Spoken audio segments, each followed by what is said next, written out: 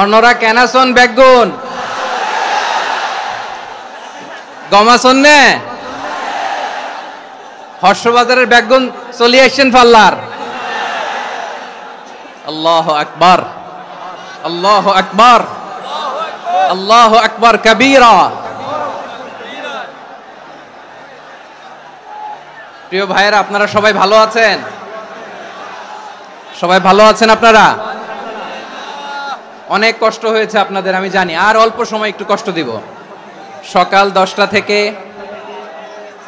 রাত 10টা পর্যন্ত 12 ঘন্টার একটা প্রোগ্রাম। এই তো 10টা বাজতে আর অল্প কিছু সময় বাকি, আমি শেষ করে দেব ইনশাআল্লাহ। 3 দিন আগে আসছো? আচ্ছা, মাশাআল্লাহ মাশাআল্লাহ। পেকুয়ার প্রোগ্রাম আজকে ইতিহাস হয়ে থাকবে ইনশাআল্লাহ। প্রায় দীর্ঘ 5 বছর পর যে তাফসীরুল কোরআনের প্রোগ্রাম দিয়ে এবছর আমরা প্রোগ্রাম শুরু করছি, সেই প্রোগ্রামে আপনারা জয়েন করেছেন। আপনাদের সবাইকে অন্তরের অন্তঃস্থল থেকে শুভেচ্ছা জানাই।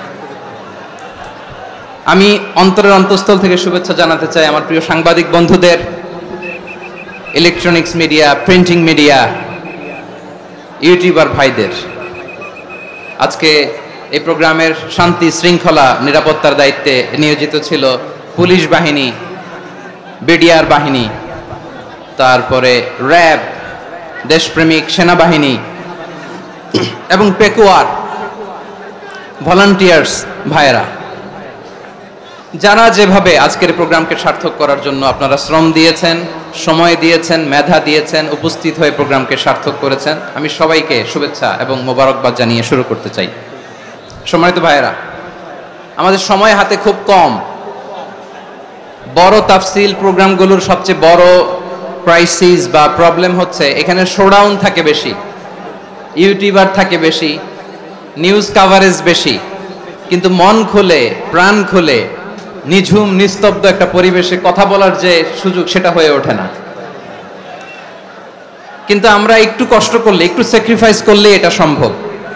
আমি শুরুতে হাত জোর করে আল্লাহর ওয়াস্তে আপনাদেরকে চুপ থাকতে বলেছি। কোনো ভলান্টিয়ার্স আপনাকে বলবে না, একজন আরেকজনকে বলবে না, একে অন্যকে বলার দরকার নাই, থামো, সরো, জায়গা নাই, কিছু বলার দরকার নাই। শুধু চুপ থাকতে হবে মেহেরবানি করে কয়েকটা মিনিট।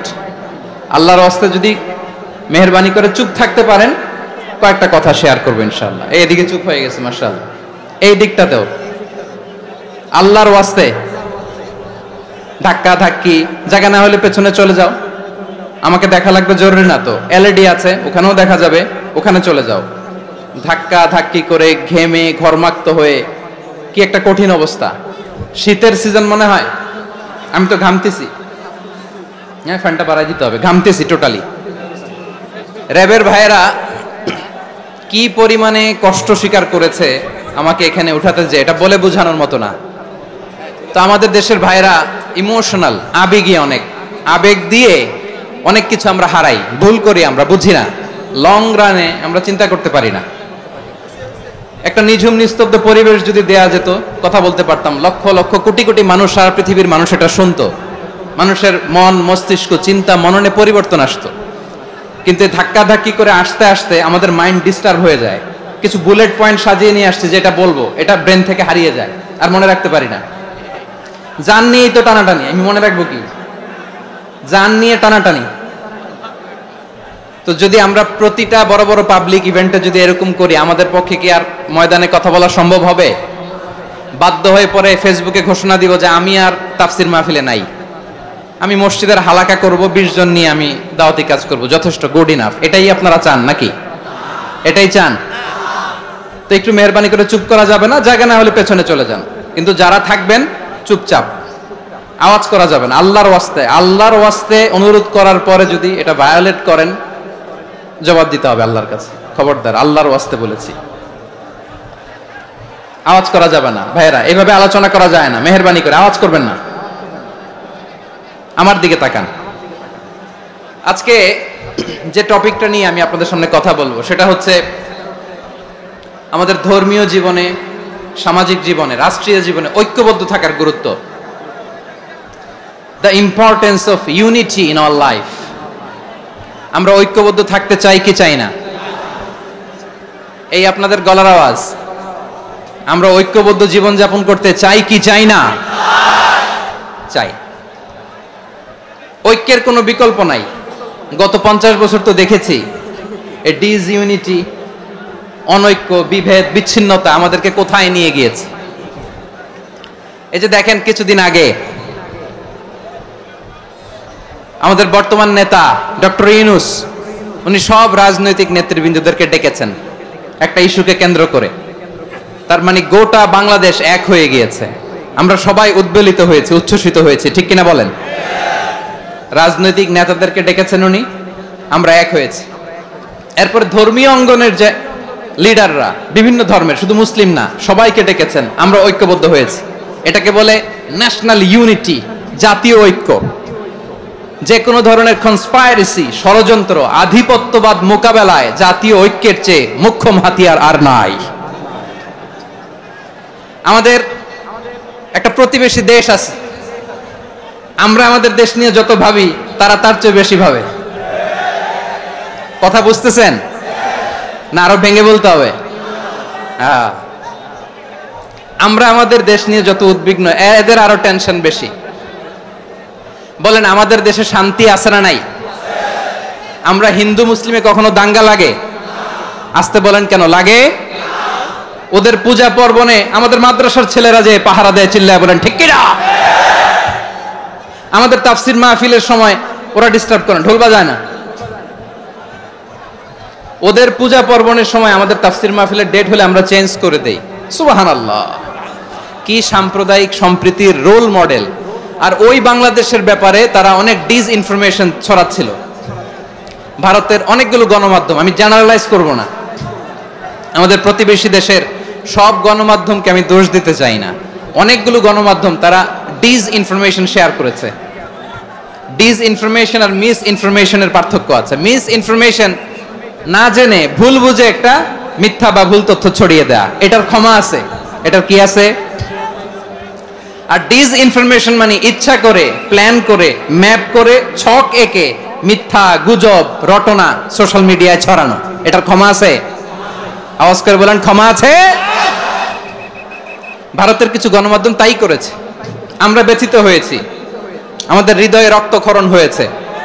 আমাদের প্রতিবেশী দেশকে বলতে চাই, আমাদের দেশ নিয়ে আপনাদের ভাবার দরকার নাই, নিজের চরকায় তেল দেন, নিজের দেশ নিয়ে ভাবেন। গত মাসের ভয়েস অফ আমেরিকার রিপোর্ট, বাংলাদেশে সংখ্যালঘু জনগোষ্ঠী আগের চেয়ে বেশি নিরাপত্তা পাচ্ছে। Report voice of America, Muslim report নাকি? মুসলিম জরিপ, ভয়েস অফ আমেরিকা। কথা বুঝে নাই বোধহয়। ভয়েস অফ আমেরিকা কি আমাদের রিপোর্ট? না, ভয়েস অফ আমেরিকার জরিপ, বাংলাদেশের সংখ্যালঘু জনগোষ্ঠী আগের চেয়ে ভালো নিরাপত্তা পাচ্ছে। শুধু এখানেই শেষ না, মাইক্রোসফটের একটা জরিপ শোনাই আপনাদেরকে। তারা সারা পৃথিবীতে গুজব, ভুয়া আর মিথ্যা নিউজ ছড়ানোতে কোন দেশ সেরা একটা রিপোর্ট করেছে। এর মধ্যে 1 নম্বরে এসেছে ভারতের নাম। মাইক্রোসফট তো মুসলমানরা চালায় না? কথা বোঝে নাই বোধহয়। প্রতিবেশী দেশকে বলবো, আপনারা নিজের চরকায় তেল দেন, আপনারাও শান্তিতে থাকেন, আমাদেরকেও শান্তিতে থাকতে দেন। সব চেঞ্জ করা যায়, প্রতিবেশী চেঞ্জ করা যায় না। আমাদের ল্যান্ড তাদের ল্যান্ড, পাশাপাশি। আমরা চাই তারাও সুখে থাক, আমরাও সুখে থাকি, ঠিক কিনা? কিন্তু প্রতিবেশী হলে বন্ধুত্বপূর্ণ আচরণ করতে হয়। প্রতিবেশী যদি বন্ধু না হয়ে প্রভু হতে চায়, এরকম দানব প্রতিবেশী কেউ চায় না। ভারত যদি বন্ধুত্ব উপহার দেয়, আমরাও বন্ধুত্ব দিব, কি বলেন? তারা যদি বন্ধুসুলভ আচরণ করে, আমরাও বন্ধুত্ব উপহার দেব। কারণ আমাদের পররাষ্ট্র নীতি হচ্ছে সবার সাথে বন্ধুত্ব, কারোর সাথে বৈরিতা নয়। আলহামদুলিল্লাহ বলেন, কত চমৎকার পলিসি আমাদের। আমরা নির্বিবাদী, আমরা বাংলাদেশিরা শান্তিকামী, we are proud of that. এজন্য আমরা গর্ববোধ করি। আমাদের পররাষ্ট্র নীতি সবার সাথে বন্ধুত্ব, কারোর সাথে শত্রুতা নয়। তাই প্রতিবেশী দেশকে বলবো, আমার ভাইয়েরা, আপনারাও আমাদের ভাই, বন্ধুত্ব দিলে বন্ধুত্ব পাবেন। বন্ধুত্ব ইজ ওয়েলকাম, দাদাগিরি নয়। বন্ধুত্ব ওয়েলকাম, দাদাগিরি নয়, লাউড এন্ড ক্লিয়ার। ভারত যদি বন্ধুত্ব দেখায়, বন্ধুত্ব পাবে। কিন্তু ভারত যদি বাংলাদেশে আধিপত্যবাদ বিস্তার করতে চায়, বাংলাদেশের 18 কোটি জনগণ সেটা রুখে দেবে। ভারত যদি গৌর গোবিন্দের ভূমিকায় নামতে চায়, দেশের 18 কোটি মুসলমান শাহজালালের ভূমিকায় নামবে।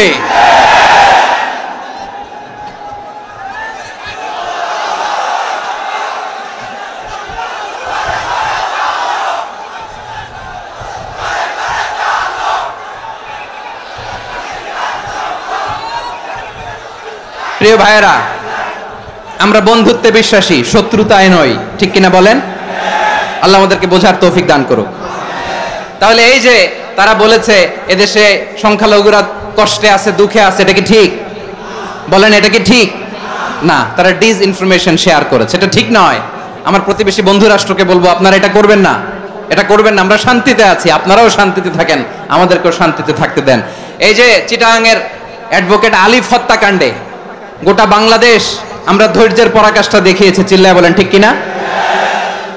আমাদের নেতা আমাদেরকে ডেকেছে, আমরা শান্ত থেকেছি। আমরা শান্ত থাকতে চাই, আমরা ঐক্যবদ্ধ থাকতে চাই। যে কোনো ষড়যন্ত্র রুখে দেওয়ার জন্য ঐক্যবদ্ধ প্রচেষ্টার কোনো বিকল্প নাই। তাই আজকের আলোচনার ছোট্ট একটা টপিক আমি শিরোনাম ঠিক করেছি, আমাদের জীবনে, সমাজ জীবনে, ধর্মীয় জীবনে, রাষ্ট্রীয় জীবনে ঐক্যবদ্ধ থাকার গুরুত্ব। এবার আওয়াজ করে পেকুয়ার ভাইয়েরা বলেন, আমরা ঐক্যবদ্ধ জীবনযাপন করতে চাই কি চাই না?